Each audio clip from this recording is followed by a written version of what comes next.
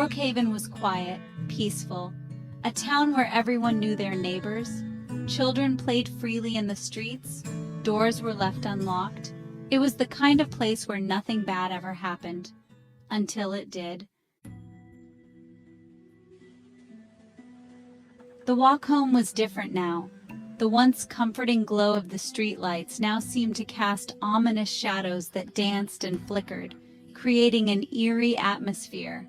Sarah had walked this path countless times, but tonight, everything felt different. The air was thick with an unsettling silence, broken only by the occasional distant sound of a car passing by or a dog barking in the distance. The once familiar path felt menacing. The alleyways that she used to cut through without a second thought now seemed like dark, foreboding tunnels. The flickering streetlights added to the sense of unease, casting long, distorted shadows that seemed to move with a life of their own. The park, usually a place of tranquility, now felt like a labyrinth of fear, each path leading to an unknown threat. Each rustle of leaves, every shadow, sent shivers down Sarah's spine. The wind whispered through the trees, creating a symphony of sounds that played on her nerves. She could feel her heart racing, each beat echoing in her ears. Her eyes darted around, trying to pierce through the darkness, but every shadow seemed to hide a potential danger. Her mind raced with thoughts of what could be lurking just out of sight. She quickened her pace, her heart pounding in her chest. The faster she walked, the louder her footsteps seemed to echo in the empty streets. She glanced over her shoulder repeatedly, half expecting to see someone following her.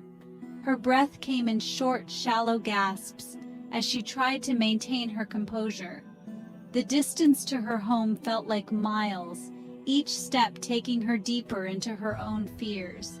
She told herself it was just her imagination.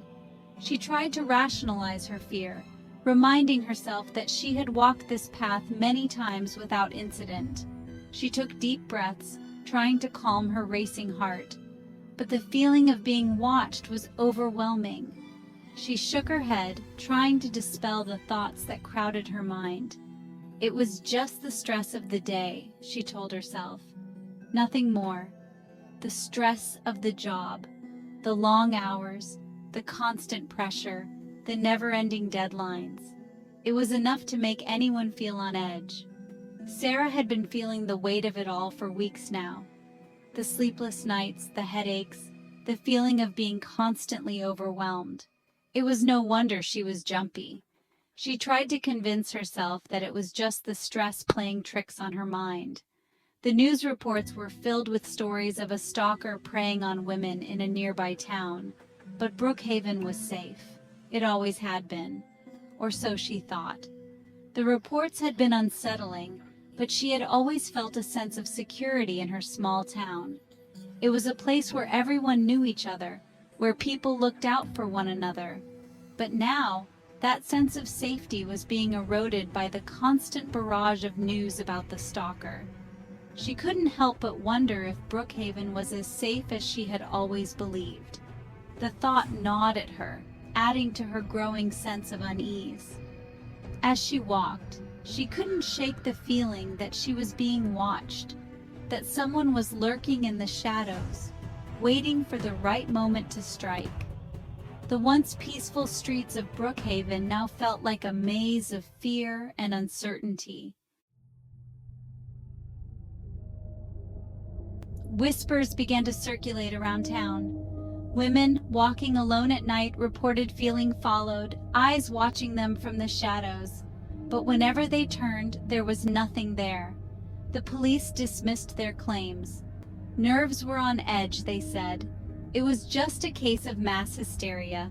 But Sarah knew better. She felt it too, a creeping dread that followed her like a shadow. One evening, Sarah returned home after a long shift at the hospital. She unlocked her front door, exhausted but relieved to finally be home.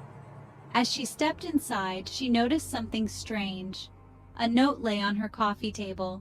It was written in a scrawling, hurried hand.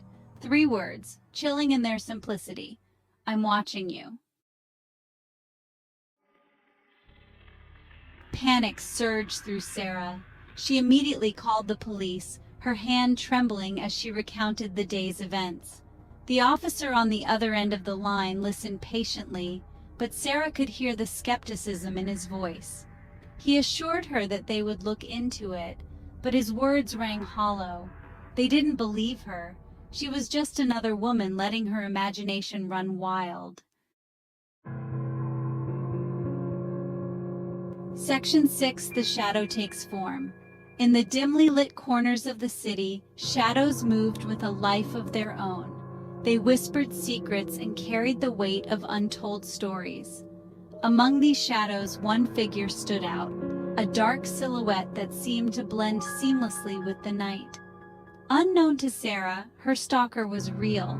She had felt the prickle of unease for weeks, the sensation of being watched, but had dismissed it as paranoia.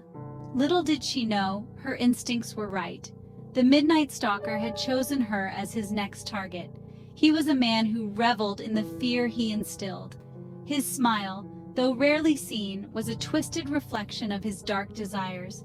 He thrived on the power he held over his victims, the way their fear fed his insatiable hunger for control. A man who craved control, who saw women as his playthings. To him, they were mere pawns in his game, objects to be manipulated and dominated. His eyes, cold and calculating, missed nothing. Every movement, every glance was a piece of the puzzle he meticulously crafted. He called himself the Midnight Stalker. It was a name that struck fear into the hearts of those who had heard of him, a name that carried with it the weight of countless untold horrors. He moved through the night like a phantom, leaving no trace of his presence. He had been watching Sarah for weeks, relishing her growing fear.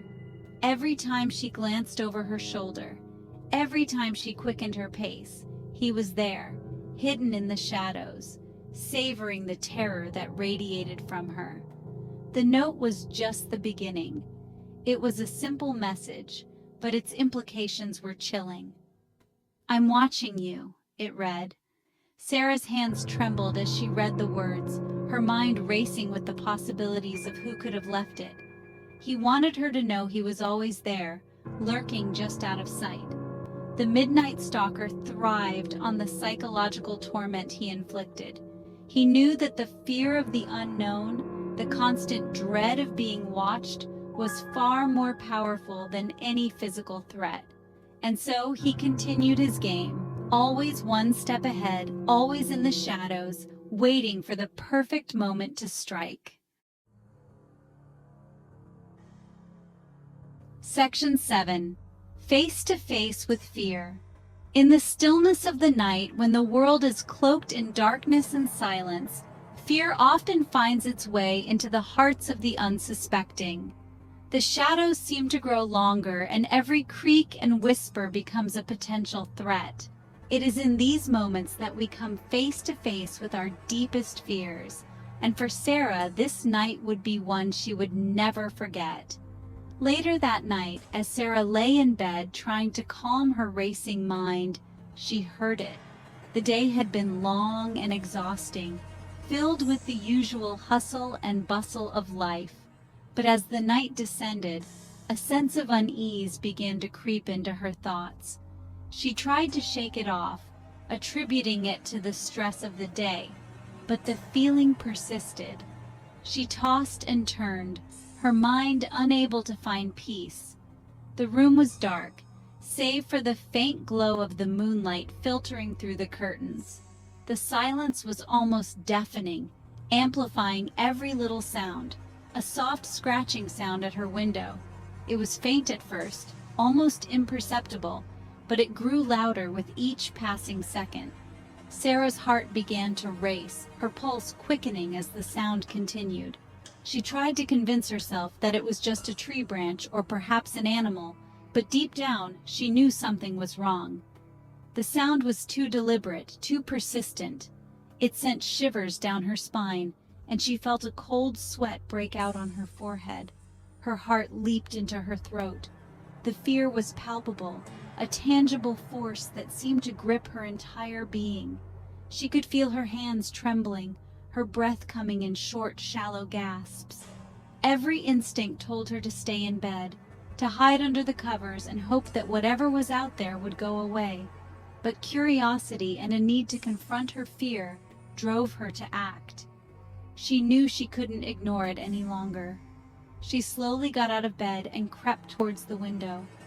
Each step felt like an eternity, her feet barely making a sound on the wooden floor.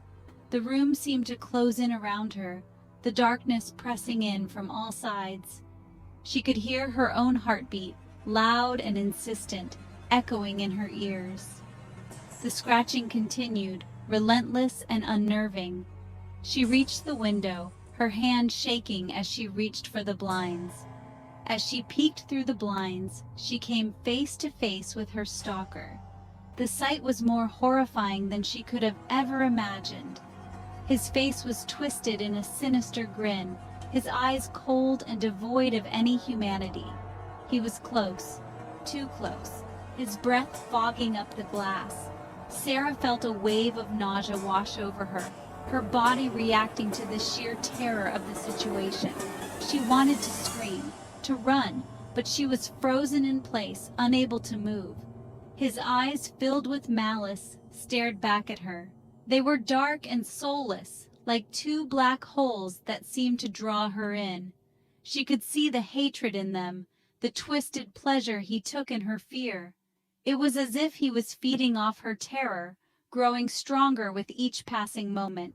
The grin on his face widened, a grotesque mockery of a smile that sent chills down her spine. She could feel the bile rising in her throat, her body trembling uncontrollably. A scream caught in her throat as he pressed his hand against the glass, his grin a grotesque mockery of a smile. The sound of his hand sliding down the window was like nails on a chalkboard, a grating, horrifying noise that made her skin crawl. She could see the smudges his fingers left on the glass, a stark reminder of his presence. Sarah knew she had to do something, anything, to get away from him. She backed away from the window, her mind racing with thoughts of escape. The door, the phone, anything that could get her out of this nightmare. But as she turned to run, she heard the sound of breaking glass, and she knew that her time was running out. Section 8. Terror grips Brookhaven. The news of Sarah's encounter spread through Brookhaven like wildfire. The police could no longer ignore the escalating situation. The town was in a state of panic. Fear hung heavy in the air, replacing the peace and tranquility that once defined the town. Women were afraid to leave their homes, their every move shadowed by the unseen threat. Section 9. Sarah's stand. But Sarah refused to be a victim. She knew the police were doing little to catch the stalker. She decided to take matters into her own hands. She started carrying pepper spray, her keys always clutched between her fingers. She installed security cameras around her house, documenting every shadow, every passing car. She was determined to catch him, to protect herself and the other women in her town.